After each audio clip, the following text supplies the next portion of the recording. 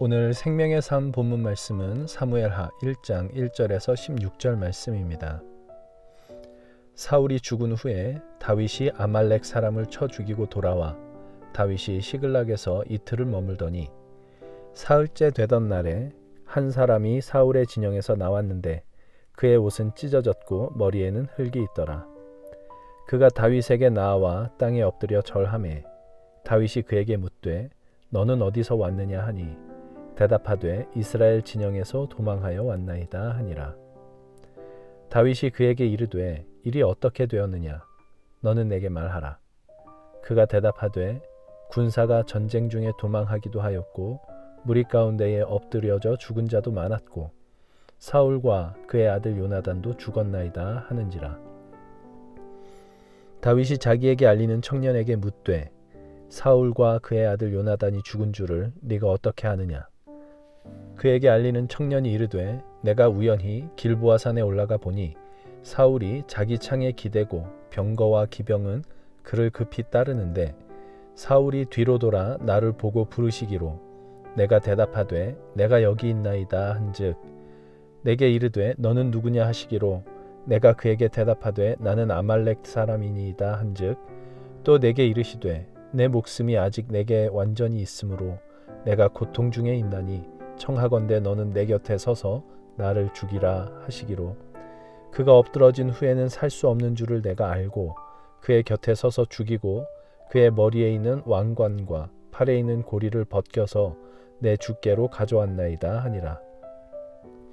이에 다윗이 자기 옷을 잡아 찢음에 함께 있는 모든 사람도 그리하고 사울과 그의 아들 요나단과 여호와의 백성과 이스라엘 족속이 칼의 죽음으로 말미암아 저녁 때까지 슬퍼하여 울며 금식하니라.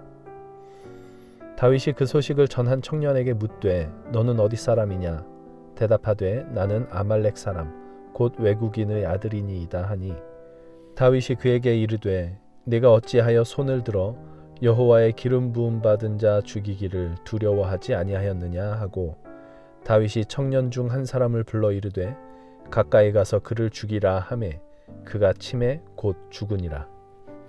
다윗이 그에게 이르기를 네 피가 내 머리로 돌아갈지어다. 내 입이 내게 대하여 증언하기를 내가 여호와의 기름 부음 받은 자를 죽였노라 함이니라 하였더라. 찢어진 옷과 흙 묻은 머리를 한 청년이 다윗에게 옵니다. 그는 이스라엘 진영에서 도망쳐 나왔다고 합니다. 다윗이 묻습니다. 일이 어떻게 되었느냐? 청년이 답합니다.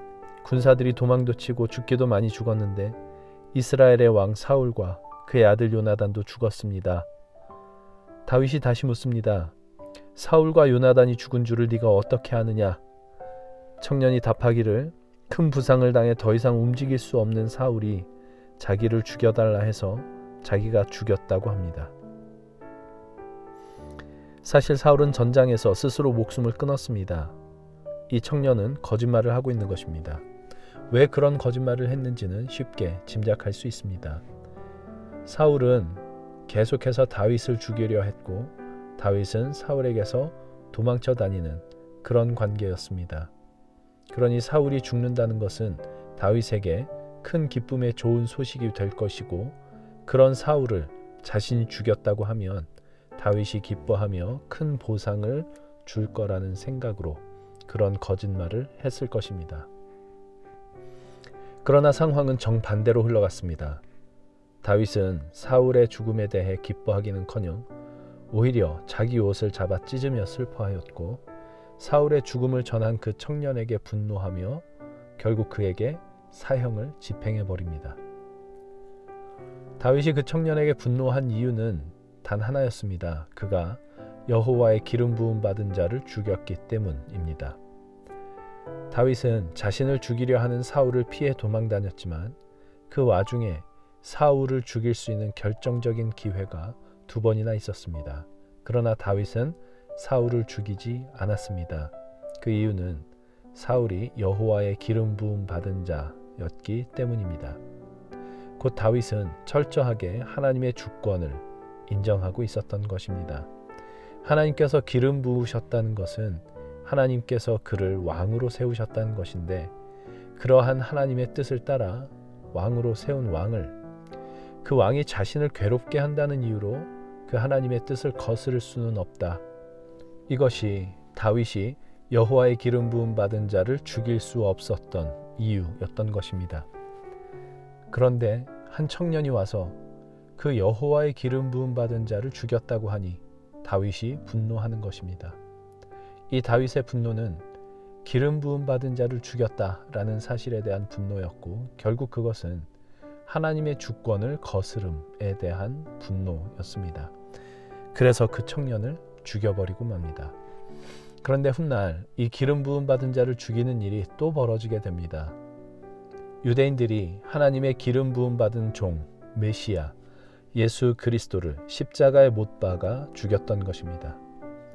유대인들뿐 아니라 빌라도, 헤롯, 로마군, 갈보리 언덕에 모인 모두가 그리스도를 십자가에 못 박았습니다. 의인은 없나니 하나도 없다는 성경의 선언이 그리스도의 십자가에서 드러나는 것입니다.